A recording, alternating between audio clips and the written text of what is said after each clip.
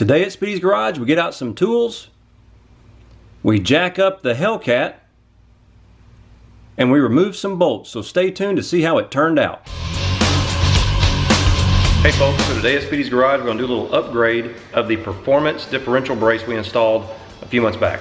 So this is the new version. As you can see, it's a low profile setup, and I liked it better than the old one because it gets the brace closer to the actual crossmember of the car, and it eliminates that thick spacer that they used on the old version. So they've improved it over time, and this time I went with the Brembo red powder coat finish to kind of set it off a little bit. I like that they actually include the documentation glued to the top of the box. It makes it kind of hard to miss. They give you a decal, which is cool. You can stick that on your toolbox. You'll also get a couple of spacers. You get, for model year 2015 to 17, you just need a 1/4 inch or so, or 3/8 we'll call it, rubber spacer. If you have a model year 2018, you're gonna have to do a little bit of extra work. You'll have to mount the brace to the differential. And you'll have to take a measurement from the top of the crossmember to the top of the brace. If it's 3/8 of an inch, all you need is the rubber spacer. If it's 5/8 of an inch, you need to add the nylon spacer as well. At some point, Dodge started removing some material out of the crossmember in 2018 model year cars. I'm not really sure why they might have done that. Perhaps weight reduction, or maybe they're using that crossmember in some other model of car, or who knows, right? But what it did is it left a gap that has to be filled. So you want to check that on your particular car, because they did it at some mid-year crossover, kind of like they did on the model year 2016 Challengers, where the crossmember had threaded bolts already welded inside of it. Well, mine didn't. At some point they quit doing that, and so mine, I have to actually use the bolts that are included with the brace. So that leads me to the bolts. These are the two through bolts that go up into the crossmember. It includes lock nuts, and that's important. What that means is they have a dimpled end on them. So as you tighten them, and they're class 10, so they're very hard and very durable, as you tighten them, they actually grip the threads of the bolt you're putting them on. So very nice hardware that comes with the kit, makes it nice and stable and secure, and ensures you don't have any problems with anything backing out. And I also like that they don't just tell you to go out and buy Loctite. They actually put exactly what you need in the box with the brace. So that's a nice touch. And when you order from Per4mance Development, if you select model year 2018 or up, they're automatically going to include this additional spacer in the order, just in case you need it. And one final benefit of the reduced clearance brace, besides being able to fit around just about any exhaust system, is that you can also get to the fill bolt for the differential when you need to do maintenance on the fluid. On the original brace, you weren't able to get to the fill bolt, so you had to actually remove the brace to do that service. With this new and improved brace, that's no longer an issue. So here's the tools I'm going to use to get this done. I've got my light, my DeWalt impact, a couple of ratchets. You're going to need a 16mm socket for the differential bolt. You'll need a 13mm socket for the brace bolts. I've got a couple of adapters. One goes from 3/8 to half, one goes from half to 3/8, because it's going to be tight quarters right there, and I'm not exactly sure which wrench size is going to work best. So I've got 3/8 and 1/2 inch extensions as well. These are 6 inch just in case I need those. I've got a torque wrench, because you're going to need that for torquing down the diff bolts. And the key to the whole thing is going to be a stubby wrench like this, potentially. And in my case, my crossmember does not have the threaded inserts installed from the factory. They quit doing that, like I mentioned before, at some point in the 2016 build year. So you need a stubby wrench that can get into a tight space to hold the nut inside the crossmember. Alternatively, I made one of these, or heard about this.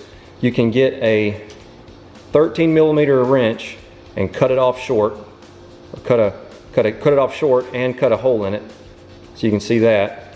And my idea behind that is put a coat hanger on it with some tape holding it. I can get in there and have some maneuverability to get to those 13mm nuts inside the crossmember. It's all about access, and it's a blind hole, so we're gonna see how we do with that, but I wanted to mention it. Either one of these should work, but I suspect this is gonna be even easier. It was a cheap Harbor Freight wrench and took just a few minutes to modify. So we're good to go there. And with the reduced clearance brace, you might need a set of crowfoot wrenches, particularly a 16mm. And this is for the differential bolts that go through the brace. With the reduced clearance brace, you get the benefits of it fitting around just about any exhaust system, as well as access to the fill hole or fill plug on the differential. But because of the way it's designed, it has to be very compact. So we might not be able to get a socket in there. So I figure maybe this on the end of our torque wrench will let us get it done. I'll look when I get to that point, and if I see something else, if this works great, I'll let you know. But if I see something else that works that doesn't require a special tool like this, I'll call that out as well when I get to that place. You'll also need a jack. I'm going to use my creeper to make things easier. And I'm going to use my race ramps, as you can see, or you could use jack stands. I've had a lot of people ask me if you can jack up the Challenger or the Charger by the differential, and my answer is yes, because that's what I do. However, I do put a hockey puck on my jack as a cushion, and that kind of protects the fins on the aluminum differential housing. You could also use a 2x4 or something like that, but bottom line is you want to have something nice and cushiony there. Don't use just a metal jack, or you risk breaking the fins off.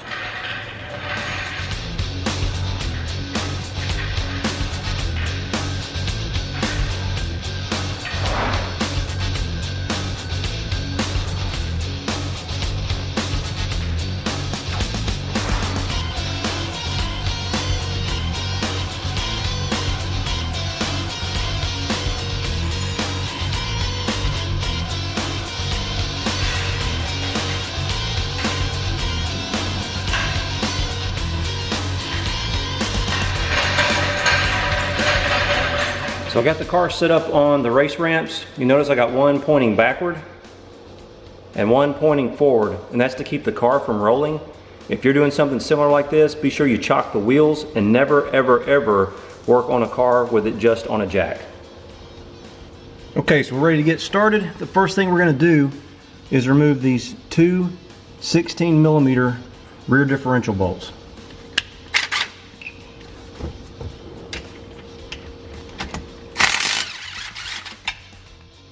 And I'm using a wobbly socket on the end of an impact, but you can do it with a regular 16mm, no problem.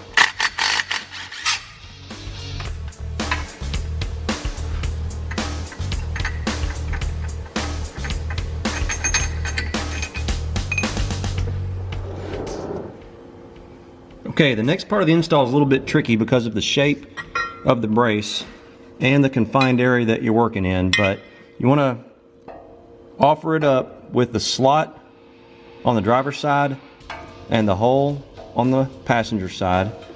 The way I did it is I went ahead and started the driver's side differential bolt that we removed earlier, and keep in mind the driver's side is the longer one. Make sure you don't mix them up. And then I used the brace. I test fit this so I could make sure I knew how to do it so I could show you guys, but it's still going to be tricky. So you try to get the slot over top of the bolt, but you kind of have to get it around the cross member first.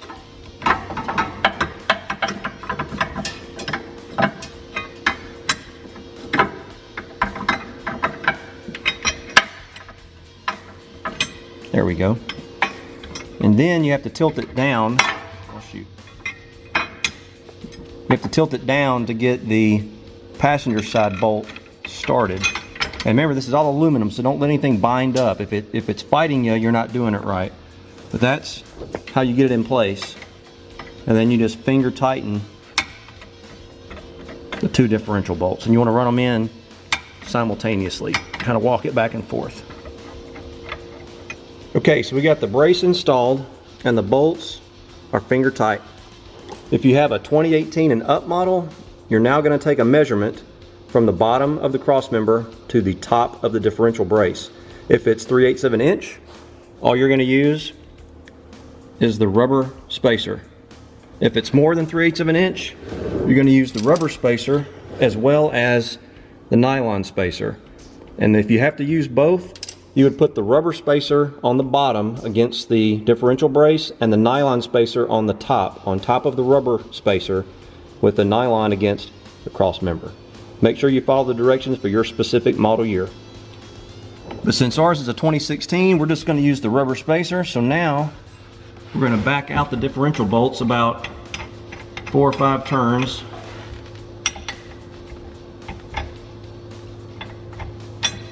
And that'll give us some clearance to put the rubber spacer in. Now make sure you pay attention to the orientation. You've got a short side and a long side.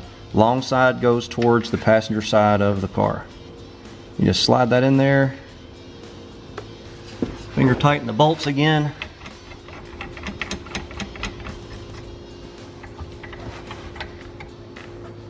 Now we're going to line up the holes in the spacer and the differential brace, and we're going to install our 13mm crossmember bolts. Okay, I'm going to go ahead and prepare the bolts. So the lock washer goes on the bolt.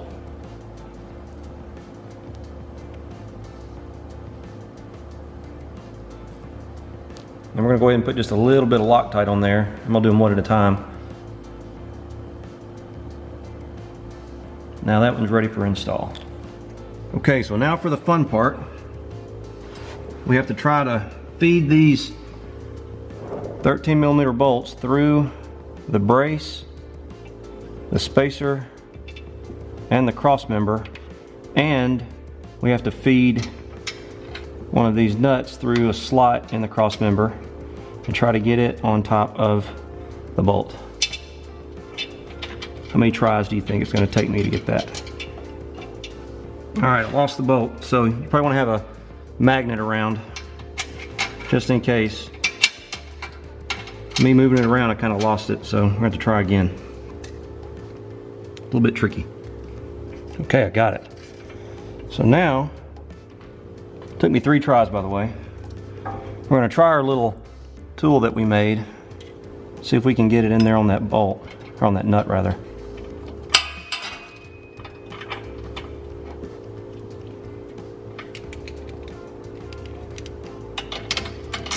Okay, the little tool wasn't working too well for me, so I just switched over to a stubby 13mm and had a little bit better luck. So all I want to do is come in here and snug this down, not tight at all, just get it started, because we're going to do the other side and catch it up.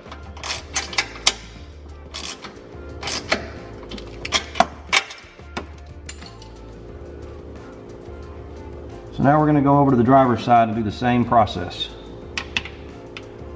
Okay, good news. We got that one on the first try, pretty much first try. So now we just got to try to tighten that nut in there.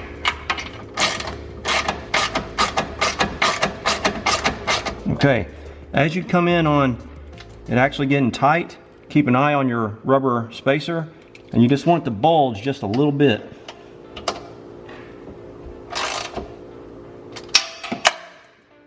You want to go back and forth to keep it even.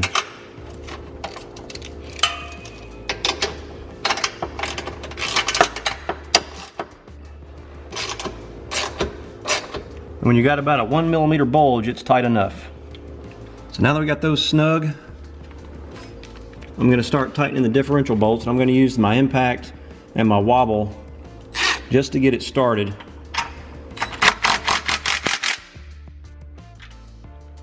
On the passenger side. Driver's side is going to be a little bit more tricky. Your clearance is real tight here, so we're going to have to use a box-end wrench to kind of get it started. And if you don't have a 16mm, 5/8 will also work. That's what mine is.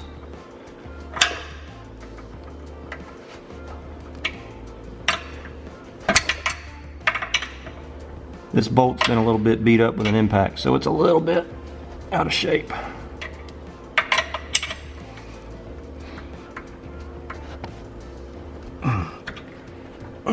Okay, now we got to try to torque them. 75 foot-pounds is the torque. Well, that wasn't easy. On the driver's side, we can't quite get a socket on there. Not enough to get 75 foot-pounds of torque anyway, so I think we're going to try to switch to that crowfoot, see how it does. There's the 16mm crowfoot I showed you earlier.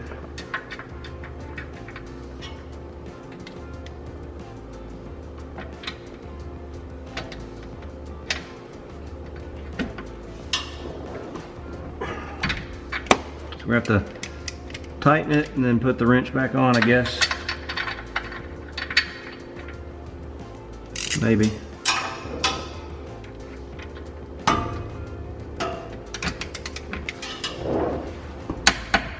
Oh, we got it. Excellent.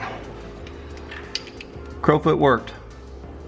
So now that we got it installed, let's admire our handiwork. So we got the bulge on the rubber spacer like we're supposed to have. We got the differential bolts torqued to 75 foot-pounds. You are going to have to use a crowfoot wrench on the driver's side differential bolt. It's because of the tight tolerances around that bolt. The brace comes down and there's just not room to get a socket in there. So you're gonna have to invest in a set of crowfoot wrenches or borrow some from a friend. Now you can see the benefits of the reduced clearance brace. You can get to the fill plug and you can see there's plenty of room around the exhaust system. And quite frankly, the install was pretty easy. I didn't have really any issues. It took me a minute to it's kind of like a puzzle because it has some bends and moving kind of different directions. It took me a minute to figure out how to get the differential bolts started with the brace on the bolt. So initially it was kind of hanging up on the crossmember. So what I learned is that if I started the driver's side bolt and then kind of came in behind like I showed you and hooked onto that, I could then have some clearance to get the passenger side bolt lined up straight so that it would go straight in. If you're at an angle or you're off at all, stop. You're doing it wrong. You will damage the bolt threads or potentially the differential itself. So make sure it's level and make sure everything is nice and free. If it's binding up, you've got something not right. So stop and take your time and kind of use your patience there. These 13mm bolts, I tried the little tool that I made and it really didn't work out. It was kind of too short or something to get a hold of everything I needed there. So the little 13mm stubby, you're definitely going to want one of these. Easy peasy. All I did was put the opened end into the slot. It found the nut easily and allowed me to tighten the bolt no problem. So that's it. We got it all installed. Now we're ready to hit the track. Now some might remember that I actually installed the previous version of this brace, and you might wonder why I went back and got the newer one. Well, number one, I like the fact that it was improved and I could get to the fill bolt if I ever need to do service on the differential. And number two, I kind of like the red. Okay, after triple checking everything, I did come back with a Sharpie and I made index marks on all the bolts. That way if anything ever loosens or moves, I can do just a quick look under the car and know I got a problem.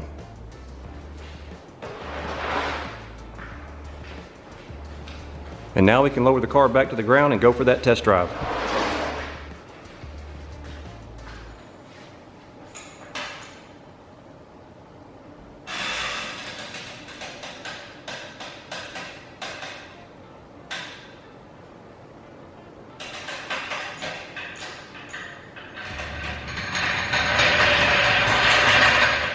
So that's all there is to installing the Per4mance Development rear diff brace. That was the reduced clearance model. It allows you to run different exhaust systems and also gives you access to that fill plug so that you can do rear differential service. So I upgraded mine. I went with their new version. Install took about an hour. I've done one before, so probably allocate an hour and a half to do yours. The hardest part is probably orientating that diff brace, but now that you've seen me do it, hopefully that'll save some time for you there. And then the 13mm bolts that go up through the crossmember. If you don't have one that's threaded and you have to get those nuts inside the crossmember, that takes a little bit of patience. It's not difficult. You just have to take your time. And quite honestly, if you get frustrated and start trying to rush, it's going to take you longer. So when you get to that point, just kind of reserve yourself to having a little bit of patience. Remember, you're enjoying yourself out in your shop or in your garage working on your car, and just spend a little time. And if you have patience and take your time doing that part, it'll actually go pretty smooth. Put the bolt in and then kind of get the nut wiggled over there to it, and you may have to back the bolt down a little bit so that the nut can go on top of it, and then just start finger tightening. You'll feel it grab, and then you'll be good to go. And also be sure to review the instructions for your particular make and model on getperformance.com. I'll list it here, and I'll also put it in the description of this video. So as I've said before, those rear diff braces from Per4mance Development are really just cheap insurance. I've had probably 100 drag strip passes or close to it on Go Man Go at this point. I've not had a single problem with the rear differential, but I've had a Per4mance Development rear diff brace on the car since the first time I took it to the track. I did that and the drive shaft right off the bat. So highly recommend you put one of those in if you're going to do any type of racing, or if you're going to drive the car the way it's meant to be driven on the street. If you get any kind of wheel hop or anything like that, it's an aluminum case differential. It wouldn't take much to bust it. So I hope you enjoyed this video. If you want to see more like it, be sure to hit subscribe in the bottom right corner. Don't forget to click the bell so you get notified when I produce new content. Check out our website, www.speedysgarage.net, and reach out to us on Instagram at @speedys_garage. I hope to see you out there.